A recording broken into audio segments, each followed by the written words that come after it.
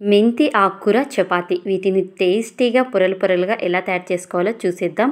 ఒక కప్పు గోధుమ పిండి తీసుకొని సాల్టు, కారము, అలాగే ధనియాల పొడి, అల్లం వెల్లుల్లి పేస్ట్ కాస్తంత, అలాగే బటర్ కానీ ఆయిల్ కానీ, కట్ చేసి పెట్టుకున్న మెంతి కూర, వాటర్ పోసి కలిపేసుకున్న తర్వాతకి అలాగే 2 స్పూన్ల నువ్వులు, అలాగే 1 స్పూన్ అంత పెరుగు కూడా వేసి మరొకసారి కలిపేసుకొని ఒక అర్ధగంట పాటు పిండిని నాననిచ్చుకున్న తర్వాతకి ఇప్పుడు పెరుగు పచ్చడి కోసం నేను ఇక్కడ పెరుగు, పచ్చిమిర్చి ముక్కలు, ఉల్లిపాయ ముక్కలు, కాస్తంత సాల్ట్, జీలకర్ర, కొత్తిమీర వేసి కలిపి పెరుగు పచ్చడి రెడీ చేసుకొని పక్కన పెట్టేసుకుందాం. ఇప్పుడు మరొకసారి పిండిని కలిపేసుకొని మనకి ఎంత సైజు కావాలో అంత సైజు తీసుకొని ఇలా మూల చపాతీ మాదిరిగా చేసేసుకోవాలి.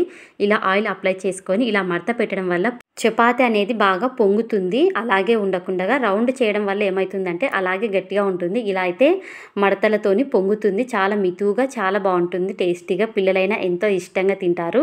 వీటిలోకి పెరుగు పచ్చడి కాంబినేషన్.